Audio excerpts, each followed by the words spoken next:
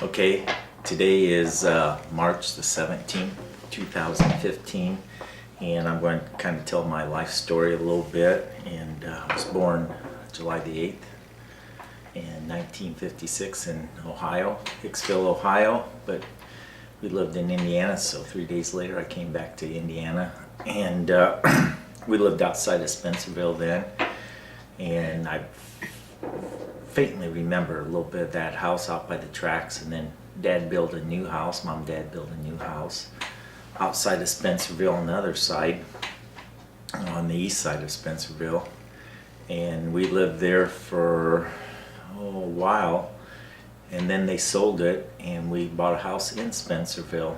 And how I became a outdoorsman is when I was real young, my dad decided to take me trapping because my grandfather owned a farm along the St. Joe River, and had a river running through it, so Dad would take me and I'd follow him, and he set traps, and I remember the first year, the first trap we checked, we had a raccoon in it, and Dad let me have the money from that, and then every year over Thanksgiving for about 4 or 5 days he would take me trapping, and I just enjoyed that. And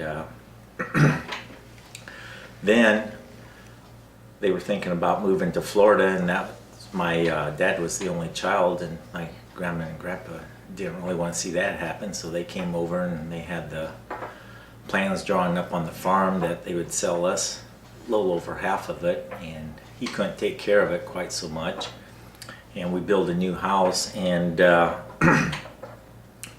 when they were building a new house one day, it was March the 6th, 1968, I was out in the backyard playing. I was picking up stones and throwing them over the fence, and I remember looking down and I ran out of stones, so I took my hands down in the dirt and I came up with this arrowhead here in my hand, and it's a Thebes, and it's probably one of the nicest arrowheads to this day I have ever found. And my grandfather told me to go down in the river bottom and I'd probably find more of them, and I started doing that, and I was just hooked. Every year I would go down there and I'd look for arrowheads, and I'd find them. And then I really started becoming an outdoorsman, living on that farm. I was back there in the woods all the time, and there wasn't many deer around when I was young, but there were some. And then started deer hunting in 1978. I shot my first deer, and it was a buck, and man, I thought that was something. Of course, everybody had to come over and look at it. And back then there wasn't but maybe 10,000 deer killed in Indiana, and I'd also do a lot of trapping back there along the river, and I really enjoyed it. I was probably my brother and my sister, I was really the outdoorsman. My dad would take a week's vacation. I worked third and I got off early in the morning, and we'd always take and trap the whole river. We'd float from one bridge down to the other, and we'd set traps along the river, and Dad really liked trapping, and that was a lot of fun to do. And started hunting and like that. Well, then my parents was going to retire and move to Florida, and well, I bought a house in 1978 in Auburn. I bought a house there after I graduated in 1974. I was working at Ricky's, and then I started becoming a tool and die maker, and they sent me to school. But I lived in Auburn for a number of years, about 12 years. I had a house there, and after they sold their farm and they retired to Florida, I really missed being outdoors, and I had a little bit of money, and land was real cheap at the time. And then I bought a farm up by Fremont, Indiana. I bought 70 acres, paid $34,000 for it in 1988, and I was back hunting again, and always did that, and then got married to Liz, and we had ended up with 4 kids, and Matt and Leah seemed to be the ones that would enjoy the outdoors the most, but Katie was a cheerleader, and Lauren was known for a softball player, and Matt was a basketball and soccer player, and Leah was known as a basketball and a softball player. And I can't remember what year it was, but when Matt was in high school, we went turkey hunting once, and I left him in the tent, and I went off to do some work, and I heard a shot, and I went over there, and he shot at Jake. And I know for 6 or 7 years in a row, one of us got a turkey, and one year Matt and I each got one, but we sure enjoyed turkey hunting too, and getting deer, and Matt's now shot a couple. This past year he shot a nice 8-pointer that filled dress at 207 pounds.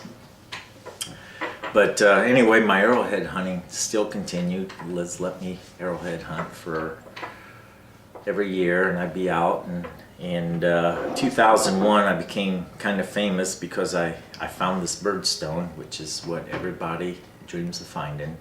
And right now, to this date, I got 35 birdstones, 24 of them in the birdstone book. And my Indian relic collection has just grown tremendously. We bought a house here in, what year was it? 2012. We bought the place outside of Butler. We got 25 acres. And then with the gravel pits and the ditch and everything, and the guy left all his traps, I was back into trapping again, and that's something Matt really took a hold of too. And then 2013 we trapped a coyote for the first time. The first time any of us got a coyote, we got a coyote. And then 2014 Matt trapped a red fox, and that was kind of neat. But we get a lot of muskrat and coon back here.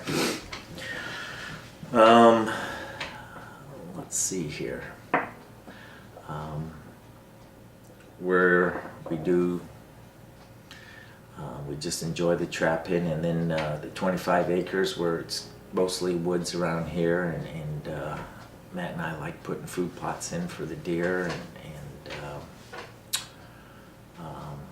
right now Matt likes to do it. Leah will deer hunt a little bit, and once in a while turkey hunt yet. We have 5 grandkids to this date. Katie's got 2 kids, Lauren's got 3 boys, and we enjoy the family coming over, and we just enjoyed this out here in the country living, and it's really nice. You think of anything else I should say? Well, that's kind of my story of some things there. I know there's a lot more to be told. I kind of like history. I collect marbles on top of it. I got a fly ashtray collection, and kind of a rare spoons with figures on them. We like looking for shark's teeth. Matt and I, we've dug down in the Peace River a number of times, and that's always a lot of fun. We look for shark teeth when we go to Florida. That's about it. So that's my story.